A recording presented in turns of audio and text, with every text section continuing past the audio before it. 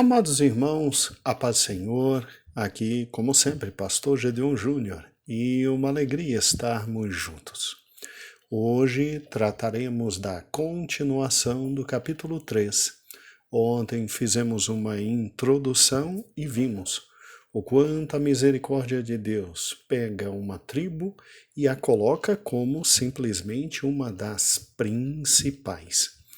É incrível o amor de Deus pela tribo de Levi. O Senhor Deus, de forma muito direta e muito clara, ele diz que os levitas eram simplesmente dele.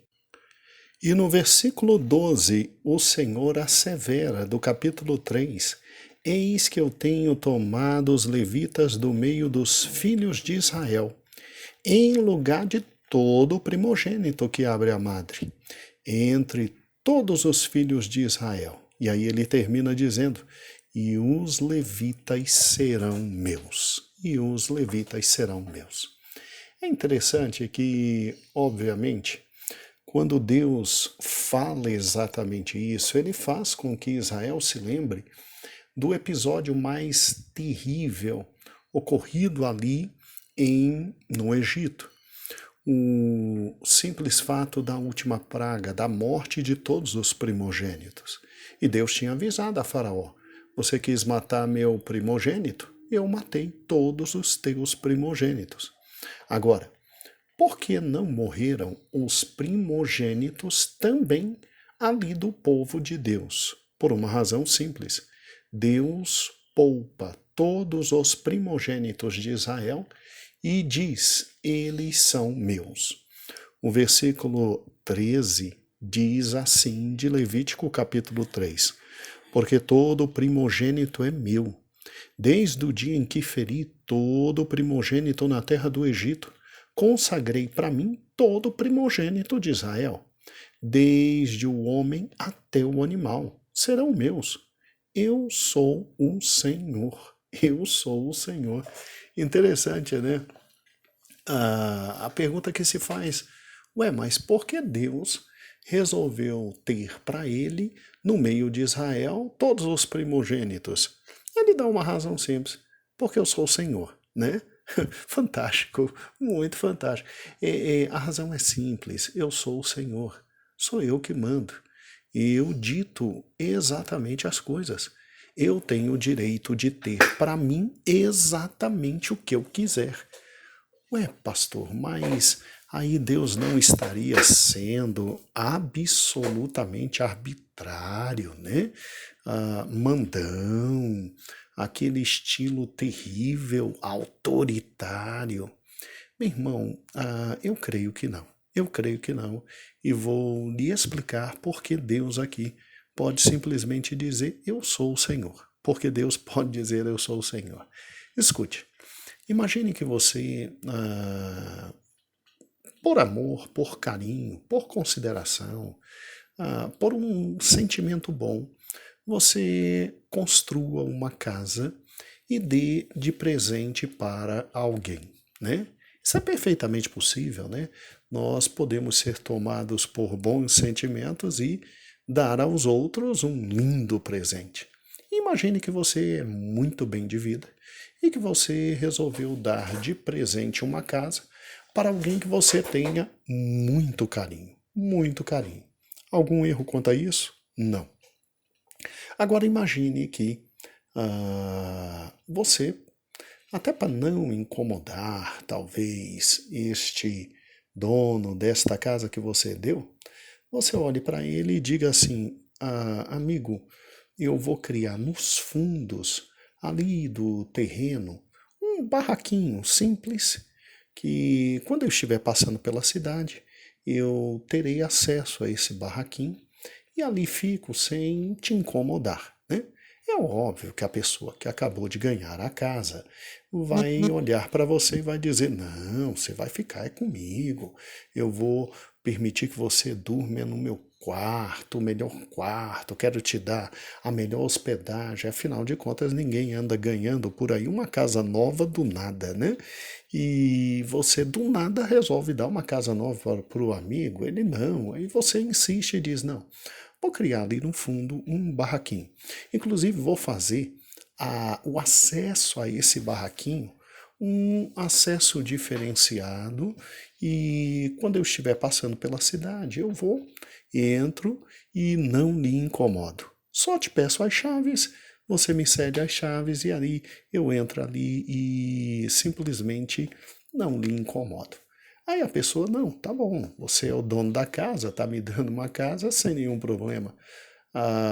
Só me liga antes, para que eu limpe o barraco, para que ele fique perfeitamente habitável, para que eu coloque ali frutas, bolachas e você possa comer e querendo compartilhar comigo alguma coisa, pronto, tudo certinho, né?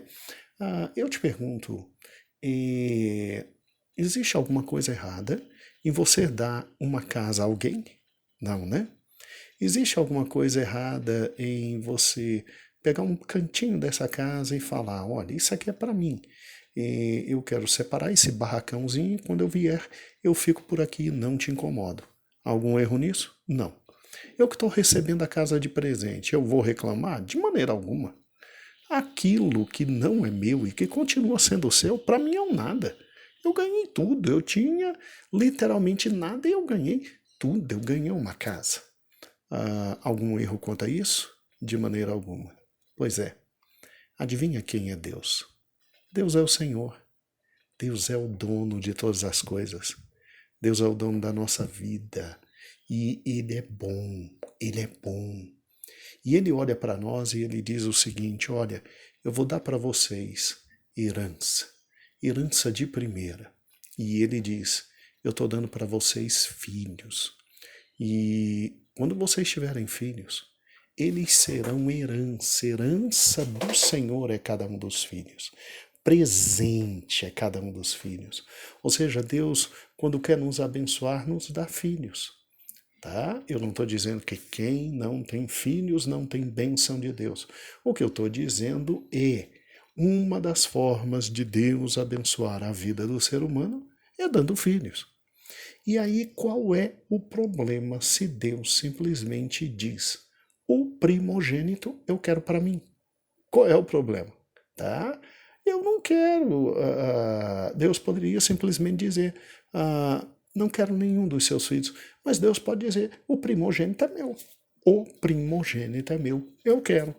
E por que eu quero? Porque eu sou o Senhor. Porque eu sou o Senhor. Porque eu vou lhe dar 4, 5, 10, 15, 20 filhos. A Bíblia chega no Salmo 127, depois no 128, e diz que os filhos são a herança do Senhor, e feliz aquele que enche a sua aljava de filhos, e que é abençoado. E aí vem, quando pleitear com o inimigo, será respeitado, todo mundo respeita no tocante às suas cãs, né? Absolutamente brancas. Irmãos, filho é bênção de Deus. Absoluta bênção de Deus. Eu sinto muita saudade do meu pai. A voz até muda, né? Quando eu falo. Eu sinto muita saudade do meu pai. Mas minha mãe está viva e glória a Deus. E meu pai deixou exatamente 5 filhos para cuidar da minha querida mãe. E todos nós estamos juntos. Tem a Geide ali, que fica 24 horas por dia se dedicando a ela. Mas tem também a Geise, né, que também direto vai lá, mesmo lá não morando, mas também direto vai lá. E, obviamente, eu, Lutero, Jesuá, a gente tudo está perto. E fora nós, ainda tem um conjunto enorme de netos. Ou seja, ela não está só.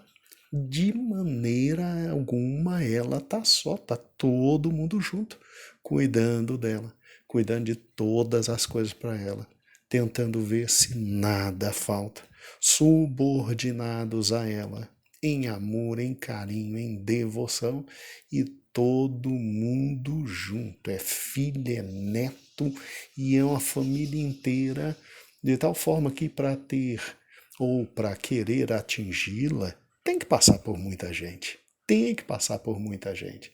Então veja, meus irmãos, Deus nos enche de filhos com alegria. E Deus pode simplesmente dizer, eu quero o primogênito, é direito dele. É lógico que Israel não poderia se preocupar quanto a isso, quando Deus disse, o primogênito é meu, o primogênito é meu. Israel não tinha necessidade nenhuma de simplesmente se preocupar em ir e entregar o primeiro filho ao Senhor, como Ana, mãe de Samuel, esposa de Elcana, fez. Não tinha problema nenhum em se entregar o primeiro filho ao Senhor, porque se tem alguém que tem pensamentos de paz, pensamento de prosperidade, pensamento de alegria, pensamento de bondade, para dar a todos os seus, principalmente aqueles que ele diz, são meus. Esse alguém é Deus. Esse alguém é Deus. E é em razão disso que todo o capítulo 3 e, obviamente, depois o capítulo 4 vai se desenrolar. Por quê? Por uma razão simples. No capítulo 3 você tem um censo que é feito em relação a todos os levitas, e esse censo em relação a todos os levitas é fundamental para a questão dos primogênitos. Como assim, pastor? Como assim? Olha que interessante. Vamos juntos? Você tem no capítulo 3 um censo e no capítulo 4 outro censo. E os dois se referindo aos levitas. No capítulo 3, o censo deveria contar todos os levitas do sexo masculino, com mais de um mês de idade. Olha que fantástico. Enquanto que no capítulo 4 você só enumera os levitas do sexo masculino entre 30 e 50 anos de idade. Então veja que o censo tinha finalidade diferente no capítulo 3 e no capítulo 4. E, obviamente, os dois recenseamentos funcionam com bases diferentes para o próprio censo e com finalidades diferentes. A razão para essa diferença é exatamente o que eu acabei de te explicar. O direito que Deus tinha de dizer: os primogênitos são meus. Os primogênitos são meus. E daí, olha que interessante. Todas as demais tribos que não fossem a tribo de Levi, elas estavam sendo organizadas em unidades guerreiras, em exércitos, em comandos, mas os levitas, de maneira alguma, tinham sido separados por Deus para a função fundamental da vida deles, que era o serviço na obra de Deus. O serviço de Deus. Eles eram de Deus. E o que eu acho lindo é o seguinte, não é pelo fato de o menino ter nascido na tribo de Naftali, o menino ter nascido na tribo de Manassés, o menino ter nascido na tribo de Judá, o menino ter nascido na tribo de Ruben, sendo ele o primeiro a nascer, ou seja, o primogênito, que estaria fora da regra que Deus trouxe desde lá do Êxodo, quando livrou o seu povo. Preste atenção, todos os homens da tribo de Israel que fossem primogênitos em sua casa eram simplesmente do Senhor. E acabou. Eles tinham que ser entregues para a obra do Senhor e para viver na dependência dos levitas, servindo ao Senhor manhã, tarde e noite. Todos os primogênitos. E aí o que eu acho interessante é exatamente isso. Sabe o que Deus fez? Deus pegou e diz exatamente aqui onde eu estou lendo. E acabei de ler para os irmãos.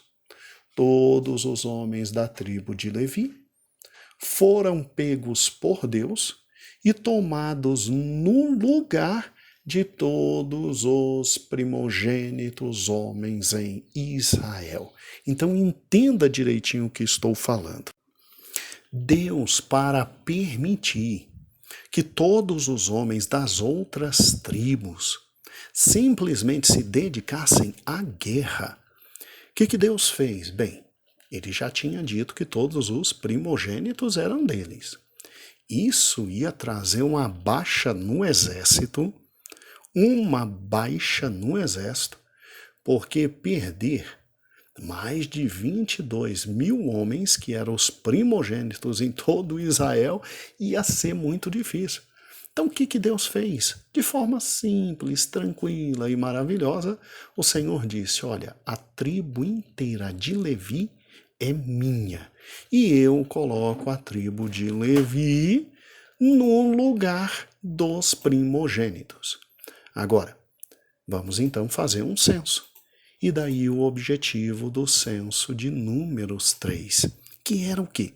Verificar se o número de levitas se comparava com o número de primogênitos entre as outras tribos.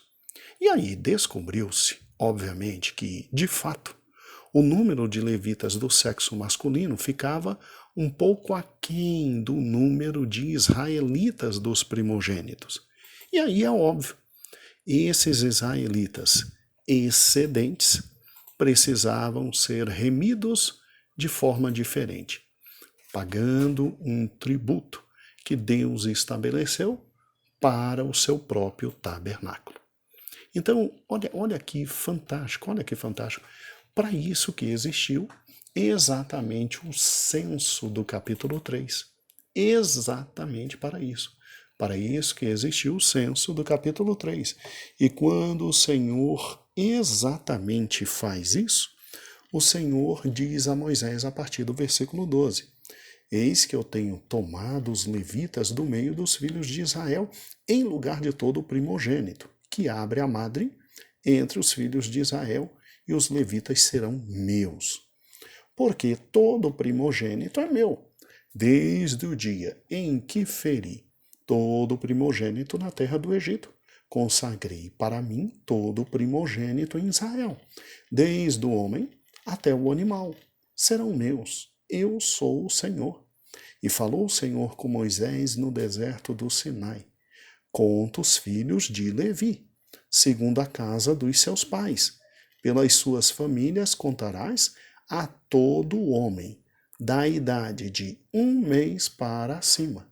Então veja, se todo um levita estava sendo agora tomado em substituição aos primogênitos de todas as tribos, então é óbvio que se tomava todo levita e se contava de 1 mês para cima, tá bom? Do sexo masculino. E versículo 16 do capítulo 3. E Moisés os contou segundo o mandamento do Senhor, como foi ordenado. E são esses os filhos de Levi pelos seus nomes: Gerson, Coate e Merari. E aí vem, obviamente, falando agora dos descendentes de Gerson, de Merari, de Coate.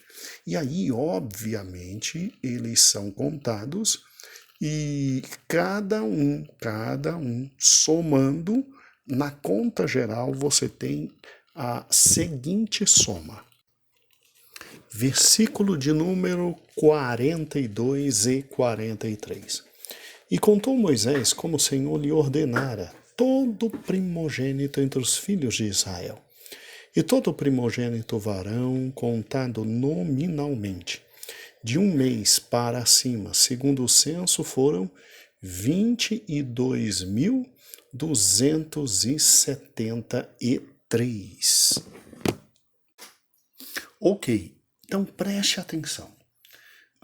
Você tem a contagem dos filhos de Coate, dos filhos de Merari e dos filhos de Gerson, e a contagem dos primogênitos de toda a tribo de Israel. Deixa eu refazer com calma essa contagem porque eu acho que me perdi aqui um pouquinho no finalzinho do áudio. Mas vamos juntos. Nós vamos conseguir. Vamos devagarzinho. Olha que interessante. Quando você pega, então, em primeiro lugar, dos descendentes de Gerson, porque quem eram os descendentes de Levi? Tá? Que Deus mandou contar de um ano para cima. De um mês para cima. Vamos lá. E que seriam tomados em lugar de todos os primogênitos de Israel. O versículo de número 21 diz assim: de Gerson é a família dos Lionibitas, Simeitas, são essas suas famílias, as famílias dos Gersonitas. E todos os homens que dele foram contados, cada um nominalmente, de um mês para cima, foram 7.500. Então, com Gerson, nós temos 7.500 homens. Aí, versículo 27. De Coate é a família dos Aramitas, dos Gizaritas, dos Hebronitas e dos Uzielitas. Estas são as famílias dos coatitas. Contados todos os homens da idade de um mês para cima, foram 8.600. 8.600. Então veja comigo, juntando os 8.600 de Coate com os Gersomitas de um mês para cima, que eram 7.500, nós já temos um total de 16.100 levitas. Só que ainda existia mais uma tribo. Na verdade, não é tribo, né? É filho de Levi, mais uma casa na tribo de Levi, além de Coate e além de Gerson, que eram os Meraritas, os filhos de Merari. E o versículo 33 diz: de Merari é a família dos Malitas e dos Musitas. Essas são as famílias de Merari. Todos os homens que dele foram contados, de um mês para cima foram 6.200. Então, de Merari, 6.200, junto com 16.100, dá um total de 22.300 levitas, juntando todas as casas de Levi, ou seja, os 3 filhos de Levi, e juntando as 3 casas, você tem 22.300 levitas. E agora é óbvio o que se tem que fazer. Se cada levita vai simplesmente substituir um primogênito que é do senhor de cada tribo, vamos agora fazer a conta de quantos primogênitos tem em todas as tribos para saber como é que isso vai fechar. E feita a conta, agora sim, aquele número que eu passei errado, me desculpe. Feita a conta de todos os primogênitos, a conta no total deu. Versículo de número 42. E contou Moisés, como o Senhor lhe ordenara, todo primogênito entre os filhos de Israel. E todo primogênito varão contado nominalmente, de um mês para cima, segundo o censo, foram 22.273. 22.273. Tá, pastor, então peraí. Então, se os primogênitos de Israel foram 22.273, então nós temos um número de levitas maior do que o número de primogênitos de Israel. Alguma coisa está errada. Porque no versículo de número 44 diz assim, pastor: E disse o Senhor a Moisés: Toma os levitas em lugar de todo primogênito entre os filhos de Israel, e os animais dos levitas em lugar dos animais dos filhos de Israel, porquanto os levitas serão meus, eu sou o Senhor. E o 46 diz: Pelo resgate dos 273 primogênitos dos filhos de Israel, que excederam o número dos levitas, tomarás por cabeça 5 ciclos, segundo o ciclo do santuário, e tomarás a 20 geras o ciclo, e darás a Arão e a seus filhos, com o qual resgatarás os demais entre eles. Ué, pastor, mas Deus está dizendo aqui que tem que pagar resgate de 273 que passaram? Mas o texto diz que tem mais levitas do que simplesmente mais israelitas. Como é que passou? Eu não estou entendendo isso não, a matemática aqui não está batendo. Pois é, esse é um dos textos mais interessantes da palavra de Deus. Veja como Deus vela por sua palavra. Veja como Deus vela por sua palavra. É óbvio que aqui nós tivemos um pequeno problema de tradução. Como assim, pastor? Um pequeno problema de tradução. Quando você pega lá no versículo 28, o número de coatitas, ao invés de ser 8.600, obviamente que seria, para que a conta fechasse direitinho, 8.300. 8.300. E, pastor, mas a Bíblia está dizendo aqui, exatamente no versículo 28, que é 8.600.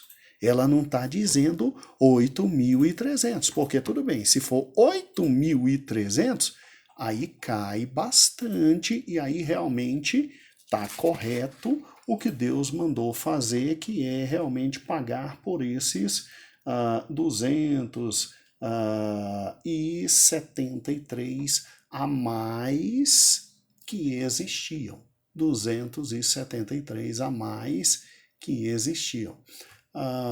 E aí, sem nenhum problema. Mas aqui está dizendo 8.600, como é que vai virar 8.300? Ok, presta atenção. Eu estou colocando nesse exato momento, não sou eu que estou colocando, quem está colocando é o pastor Eber. Pastor Eber está colocando agora um trecho de um livro que tenho aqui em casa, que é justamente o querido livro de comentário do livro de Números da querida editora, da editora Vida Nova, tá bom? É a série Cultura Bíblica. O livro é o Comentário Bíblico do Gordon Verham. E o professor Gordon Verham, ele explica o seguinte, que houve aqui um erro de tradução. E deixa eu mostrar direitinho a página, é página 76. Olhe como o autor enfrenta isso de forma muito inteligente e interessante. O total de 22.000 levitas apresentados no versículo 39 não se iguala com o total de clãs individuais apresentados no 22, 28 e 34, que somam 22.300. Esta discrepância pode ser explicada como corrupção do texto no versículo 28. a corrupção no sentido de erro de cópias. O número de coatitas pode ter sido originalmente 8.300. E aí, olha que interessante o hebraico, olha como se escreve. É a letra S, a letra L, a letra S. Óbvio que no hebraico tem outro nome, mas é só para você identificar. Que pode ter sido corrompido bem facilmente passando por 6, SS. Então, todo mundo sabe que a Bíblia, originalmente, ela era literalmente copiada. Literalmente copiada. E aí, o que pode ter acontecido? Por um erro que acabou passando, você tem exatamente, então, coatitas como número certo, 8.300 e não 600, porque no hebraico é esse SLS. E que, infelizmente, na hora da tradução, alguém com um pouco de sono esqueceu de colocar o L e ficou 2 S's, o que aumentou para 600, dando então um número maior de levitas do que o número maior de primogênitos. E aí é óbvio que ia dar problema aqui, porque como é que Deus simplesmente diz que teria que simplesmente pegar o que estava excedendo e pagar esse tributo pelo que estava excedendo no número de primogênitos de todas as tribos, Então, olha como Deus é fantástico, né? Olha como Deus é fantástico. Sabendo exatamente que isto ia acontecer, um númerozinho que foi copiado errado e deixou de ser 300 e passou 600, o nosso Deus que vela pela sua palavra, para que literalmente aquilo que nós temos que saber não chegue corrompido a nós, o nosso Deus maravilhoso simplesmente fez com que o nosso querido Moisés colocasse o versículo 32, o versículo 33, e aí sim, nós compreendemos aqui o que realmente aconteceu. E o que aconteceu aqui? Simples, extremamente simples. Você tem aqui um copista da palavra de Deus, que ao invés de colocar 300, colocou 600, e aí a conta não batia nunca. Mas graças a Deus, isso não desnaturaliza a palavra de Deus. Sabe por quê? Por uma razão simples. Porque os versículos 31, 32 e 33 e 34 nos dizem exatamente o que aconteceu. Tá? Nos mostram exatamente que o número de primogênitos dos nossos queridos levitas era menor, primogênitos dos levitas não, o número de levitas no total era menor que o número de primogênitos de todo Israel, e esse que ultrapassou deveria ser pago o tributo. Agora, ninguém se assuste com essa história de pagar tributo, sabe por quê? Por uma razão extremamente simples. Quando você pensa exatamente nessa questão de resgate de primogênitos, desde Êxodo e Levítico, se vem dizendo nos textos, quando você quiser resgatar o seu primogênito que pertence ao Senhor, pague por isso. Quer que o seu primogênito não vá para o templo e fique por lá servindo ao Senhor, como tem que servir todo primogênito? Então você vai, você paga e você resgata o seu primogênito. Eu tenho em minha casa também uma grande raridade. Foi uma Bíblia que surgiu e ela em pouco tempo se esgotou, porque o comentarista era simplesmente o grande Riley, né?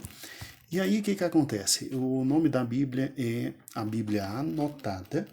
Quem simplesmente lançou foi a editora Mundo Cristão, tá bom? E o comentarista é simplesmente o pastor Charles Cadell Riley, né? Ele é doutor em filosofia, doutor em teologia, ele é um grande homem de Deus, tudo bem que já está com o Senhor. E aí ele comentando exatamente essa questão, né? Ele disse que no versículo 28 do capítulo 3, inclusive pastor Eber vai colocar agora o comentário, ele diz, ó, a adição de uma simples letra hebraica mudaria o total de 8.600 para 8.300, harmonizando plenamente os números do versículo 28, 22 e 34, com um total fornecido pelo versículo 39. Então, foi exatamente isso que aconteceu. E interessante, né? Como Deus sabia que algum escriba ia cochilar, né? Simplesmente Deus sabia que alguém ia fazer uma loucura como essa. Deus então determina que Moisés escreva, olha, toma os levitas em lugar de todo o primogênito entre os filhos de Israel e os animais dos levitas em lugar dos animais dos filhos de Israel, porquanto os levitas são meus, eu sou o Senhor. E aí o 46, pelo resgate dos 273 dos primogênitos dos filhos de Israel, que excedem o número dos levitas, tomará por cabeça 5 ciclos, segundo o ciclo do santuário. Então, o que a gente tem no final de todo este querido, deste querido recenseamento? Realmente, o número de primogênitos em Israel superou o número de levitas, e aí, pelo que superou 276, tomaram os ciclos, pagaram e foram resgatados todos os primogênitos de Israel, e esses de todas as tribos puderam ir literalmente para a guerra.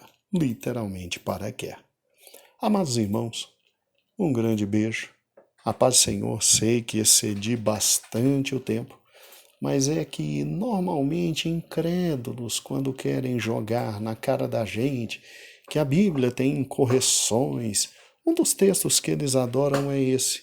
E aí, sem nenhum problema, você olhe para a cara dele e diga, tá, então quer dizer que esse é o grande erro. Pois é, o meu Deus, sabendo que isto poderia acontecer, na verdade, sabendo que ia acontecer, ele já deixou os outros versículos aqui, para que eu pudesse interpretar corretamente. Então veja, meu amigo, ele vela tanto pela sua palavra, que ele não deixa erro nenhum passar. Amados, a paz do Senhor, Deus vos abençoe, e amanhã continuaremos com o capítulo 3.